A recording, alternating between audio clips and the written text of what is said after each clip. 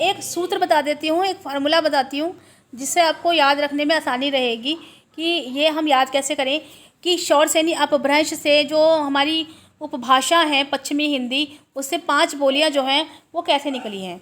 तो यहाँ पर देखो आप ध्यान से, ये जो सूत्र है याद करने का, ये है कौबा कौबा ब्रबुक। कौबा का मतलब है कौ से कौरवी और बा से बांगरू, ठीक है, बांगरू या फिर हरियाणवी या जाटू, ठीक है। बांगरू के को हम जाटू भी बोलते हैं और हरियाणवी भी बोलते हैं। तो कौ से है कौरवी और बा से है बांगरू। तो कौबा से 2 बोलियां निकली हैं और ये होती है आकार बहुला। ये दोनों कैसी हैं, ये आकार बहुला होती हैं, यानी कि जब इन्हें बोला जाता है, जब कोई व्यक्ति इन्हें बोलते हैं तो यहाँ पर जो लास्ट में आता है वो आ आता है। तो जो कौरवी है उसी को हम खड़ी बोली भी बोलते हैं। कौरवी का जो दूसरा नाम है वो है खड़ी बोली। तो ये तो कौबा से निकली है। अब ब्रबुक से हम तीन बोलियां निकालेंगे।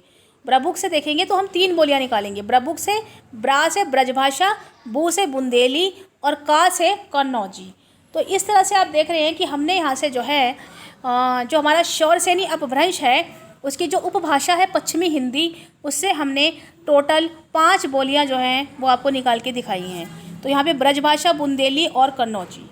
तो बांगरू का जो दूसरा नाम है वो है हरियाणवी या जाटू। तो देखो यहाँ पे क्वेश्चन आता है कि कौरवी का विकृत रूप क्या है। तो देखो जो कौरवी का विकृत रूप है वो है हरियाणवी। कौरवी का ही विकृत रूप जो है वो हरियाणवी होता है। खड़ी बोली की उपभाषा पूछी जाती है। क्वेश्चन आता है खड़ी बोली की उपभाषा कौन सी है। तो इसका आंसर मैं आप लोगों को यहाँ पे बता देती हूँ।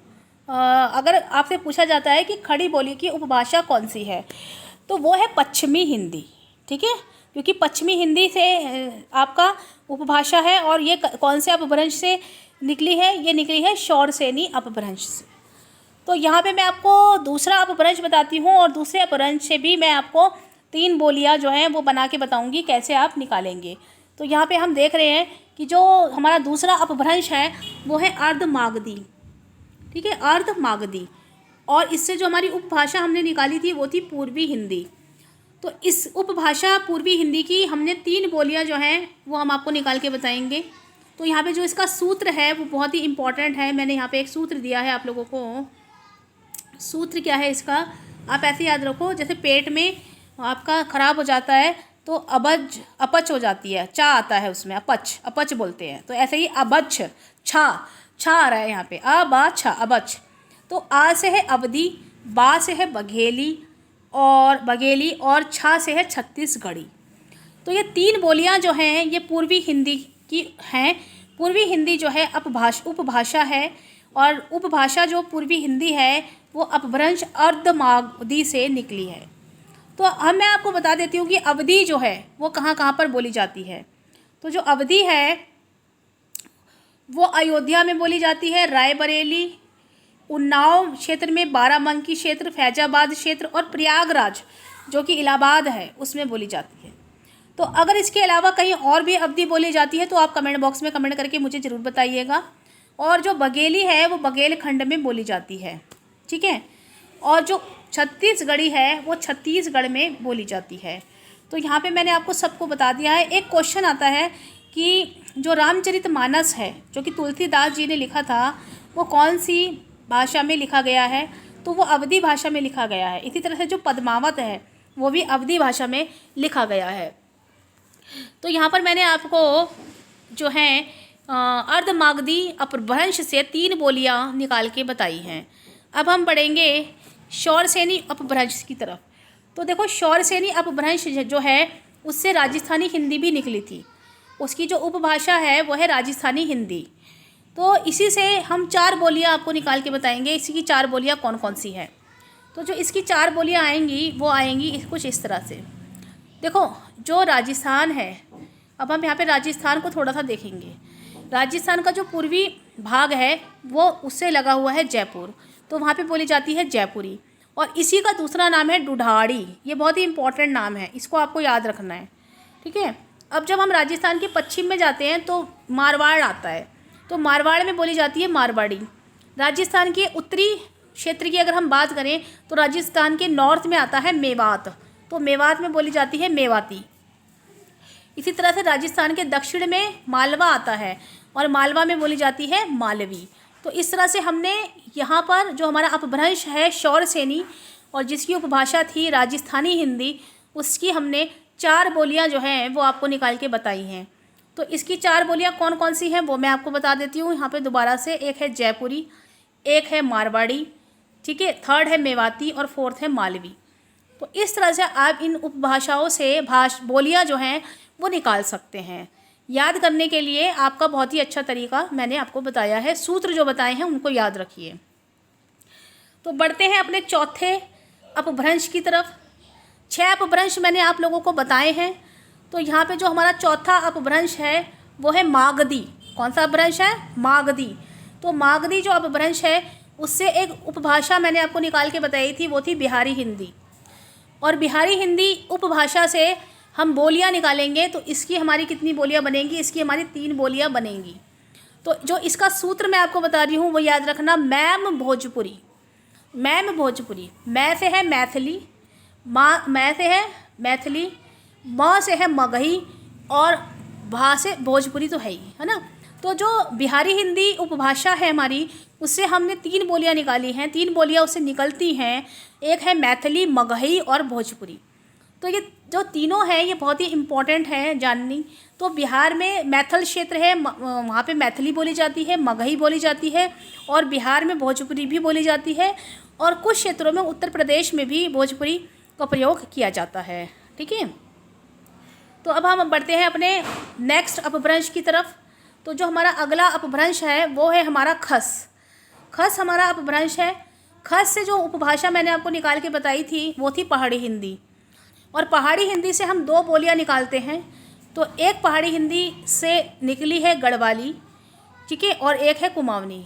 तो जो गढ़वाली है वो उत्तराखंड के गढ़वाल रीजन में प्रयोग की जाती है और जो कुमाऊनी है वो उत्तराखंड के कुमाऊं रीजन में प्रयोग की जाती है। और ये दोनों बोलियां हैं और इनकी जो उपभाषा है वो है पहाड़ी हिंदी। तो यहाँ से आप लोगों को सारे अपभ्रंश, उपभाषा और बोलियां मुझे लगता है कि आप क्लियर हो चुके होंगे और उनसे हमें कैसा बनाना है ये भी हमने फार्मूले भी इनके आपको बता दिए हैं। तो यहाँ पर मैं आपको बता देती हूँ छठा जो है हमारा, क्योंकि मैंने आपको बताया था कि जो छठा हमारा अपभ्रंश है वो है महाराष्ट्री और उसकी जो उपभाषा है वो है मराठी। उसकी जो भाषा है, उससे जो भाषा निकली है वो है मराठी, लेकिन वो उपभाषा के अंदर में नहीं आती और उसकी कोई बोलियां भी उससे डिराइव नहीं की गई हैं। तो यहाँ पर मैंने आपको सारी जो है बोलियां निकाल के बताई हैं, उसका मैं एक समराइजेशन आपको बता देती हूँ। बहुत ही इम्पॉर्टेंट समराइजेशन मैंने यहाँ पे किया है आप लोगों के लिए। तो यहाँ पे हम देखेंगे कि यहाँ पे जो हमारी उपभाषा है और उससे जो बोलियां निकली हैं उनको हम काउंट करेंगे, ठीक है। तो पूर्वी हिंदी से मैंने 3 निकाली थी, पश्चिमी हिंदी से 5 निकली थी, राजस्थानी हिंदी से 4 हमारी बोलियां निकली थी और बिहारी हिंदी से हमारी 3 बोलियां मैंने आपको निकाल के बताई और पहाड़ी हिंदी से मैंने 2 बोलियां आपको निकाल के बताई। तो जब आप इनका समेशन करोगे, इनका जो जब आप ऐड करोगे इनको, तो हमारी जो हैं बोलियां जो हमारे आएंगी वो आएंगी हमारी 17 बोलियाँ। तो आप देख रहे हो कि हमारी 17 बोलियाँ हैं। और कहीं कहीं ऑप्शन में अगर आपको 18 बोलियाँ दिया गया है तो वो 18 बोलियाँ कैसे बनी है, उसमें एक नेपाली हिंदी को ऐड किया गया है। तो जब आप उसमें नेपाली हिंदी को ऐड कर देते हो तो वो आपकी बन जाती है 18 बोलियाँ। तो 18 बोलियाँ कैसे बनी हैं? 17 तो हमने डिराइव करके बताई है आपको, ठीक है, और एक जो है वो नेपाली हिंदी है। तो यहाँ पे कुछ जो इम्पोर्टेंट तथ्य हैं, जो एक्स्ट्रा इन्फॉर्मेशन है हमारी, उनको जान लेते हैं। एक्स्ट्रा इन्फॉर्मेशन क्या है? तो कह रहे हैं कि जो खड़ी बोली है, जो कि हमारी कौरवी है, खड़ी बोली को हम कौरवी बोलते हैं। तो खड़ी बोली के जो पहले कवि हैं उसका नाम क्या है? तो खड़ी बोली के जो पहले कवि थे वो थे अमीर खुसरो। अमीर खुसरो, ठीक है। तो यहाँ पे अगर आप अमीर हो तो खुश रहो, ऐसे याद रखिएगा, अगर आप अमीर हो तो खुश रहो। तो यहाँ पे इनका जो नाम है अमीर खुसरो का वो है अबुल फजल, ठीक है। यहाँ पे मैंने पूरा नाम नहीं लिखा है, यहाँ पे मैं लिख देती हूँ फा ज़ा और ला, ठीक है। तो कितने लोग इस बात से सहमत हैं कि अमीर खुसरो का दूसरा नाम अबुल फजल है? और कुछ लोग अबुल हसन लिख रहे हैं इसका नाम। तो अबुल फजल जो है वो इनका नाम है अमीर खुसरो का। तो अगर आपको डाउट है तो कमेंट बॉक्स में कमेंट करके ज़रूर बताएं। अमीर खुसरो को तूतिए हिंद बोला जाता है और तुर्की अल्लाह भी उनका दूसरा नाम है। तो कई बार ऑप्शंस में ये क्वेश्चन पूछ लिया जाता है हिंदी के एग्ज़ाम में, सामान्य हिंदी के एग्ज़ाम में, कि खड़ी बोली के पहले कवि कौन हैं। तो याद रखना अमीर खुसरो हैं। इसी तरह से दक्षिण भारत के खड़ी बोली के पहले कवि का नाम बताओ, यह क्वेश्चन आ जाता है। तो दक्षिण भारत के पहले कवि जो थे खड़ी बोली के, उनका नाम था मुल्ला वजही, और इनकी जो रचना है उसका जो नाम है वो है सब रंग। इसकी रचना का नाम क्या है इनकी? सब रंग। तो मुल्ला वजही जो है दक्षिण भारत के पहले कवि हैं खड़ी बोली के, याद रखिएगा। इसी तरह से यहाँ पे एक क्वेश्चन आ जाता है, खड़ी बोली का प्रथम गद्य कौन सा है? खड़ी बोली का प्रथम गद्य कौन सा है? तो चंद छंद वर्णन की महिमा, चंद छंद वर्णन की महिमा जो है वो खड़ी बोली का पहला गद्य है। और इसके जो रचनाकार हैं वो है गंग कवि। और गंग कवि जो है ये बहुत ही फेमस जो है रचनाकार रहे हैं।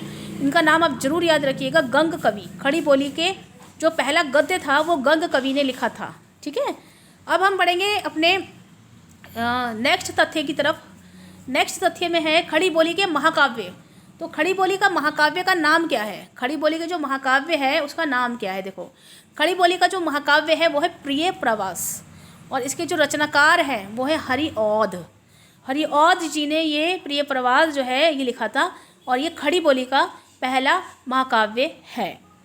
इसी तरह से मैं अब आपको नेक्स्ट बताऊंगी कि कुछ भाषाएं जो हैं, बोलियां जो हैं वो पूछ ली जाती हैं, और उनके जो बोलने वाले क्षेत्र हैं, प्रदेश हैं, वो पूछ लिए जाते हैं। तो यहाँ पे ये बहुत ही इम्पोर्टेंट है आपके लिए जानना कि आपके जो ये मैं आपको बता देती हूँ कि मैथिली जो है वो कहाँ पर बोली जाती है। कई बार क्वेश्चन में आ जाता है कि मैथिली कहाँ की बोली है।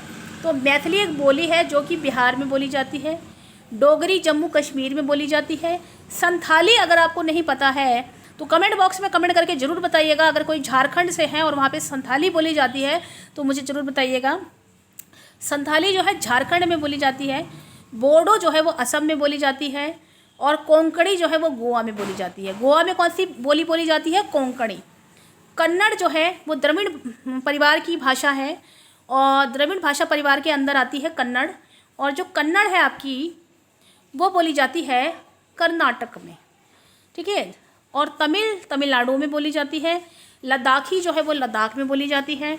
अच्छा, यहाँ पर ये बहुत ही इम्पोर्टेंट है, ये तीन चीज़ें ये बहुत इम्पोर्टेंट है। क्वेश्चन में आ जाता है निस्सी जो है वो कहाँ की बोली है? तो जो निस्सी है वो अरुणाचल प्रदेश की बोली है। आवो जो है वो नागालैंड की बोली है। जो खासी है आपकी, खासी की अगर मैं बात करूँ तो खासी जो है वो कहाँ की बोली है? आप देख रहे हो, खासी जो है वो मेघालय की बोली है। मेघालय की बोली है खासी। और मिजो जो है वो है मिजोरम की। और तेलुगु जो है वो आंध्र प्रदेश में बोली जाती है। तो तेलुगु जो है वो द्रविड़ भाषा परिवार के अंदर में आती है। ठीक है, तो यहाँ पे मैंने आपको बताया था कि हिंदी की 5 उपभाषाएं हैं, हिंदी की 17 बोलियाँ हैं, एक और ऐड की गई है नेपाली बोली, जिसको नेपाली हिंदी बोलते हैं, तो 18 हो जाती हैं। इसी तरह से पूरे भारतवर्ष में अगर हम देखें तो 650 बोलियाँ बोली जाती हैं। और हिंदीतर भाषाएं कौन कौन सी हैं ये मैंने आपको बता दी है। हिंदीतर भाषाएं जो हैं बंगला, उड़िया, असमिया, सिंधी, पंजाबी और मराठी, ये हिंदीतर भाषाएं हैं। गुजराती भी जो है वो हिंदीतर भाषा है। ठीक है, भारोपीय भाषा परिवार की भाषाएं हैं ये सारी। तो यहाँ पर जितने भी स्टूडेंट्स हैं जो मेरे साथ इस सीरीज़ पर बने हुए हैं वो अंत तक मेरे साथ वीडियोस में बने रहें, क्योंकि यहाँ पर सामान्य हिंदी का पूरा सिलेबस जो है, जो किसी भी ग्रुप सी एग्ज़ाम में या किसी भी अदर कॉम्पिटिटिव एग्ज़ाम में आता है, उसे यहाँ पर हम बहुत ही डिटेल में डिस्कस करेंगे। जो एस्पिरेंट्स मेरी ऑफलाइन क्लासेस सुबह 8 से 9 कर रहे हैं उनको मैं धन्यवाद देना चाहूँगी। और अगर उनका लेक्चर थोड़ा सा भी छूट गया है तो यहाँ पर इस वीडियो के माध्यम से वो अपने लेक्चर नोट्स को कंप्लीट कर सकते हैं। Thank you so much and I have a nice day. शिक्षा स्थल पर बने रहने के लिए जितने भी स्टूडेंट शिक्षा स्थल से ऑफलाइन कोचिंग प्राप्त करना चाहते हैं वो यहाँ पर दिए गए नंबर पर संपर्क कर सकते हैं और आपको सारी जानकारी जो है वो दी जाएगी। Thank you so much, have a nice day.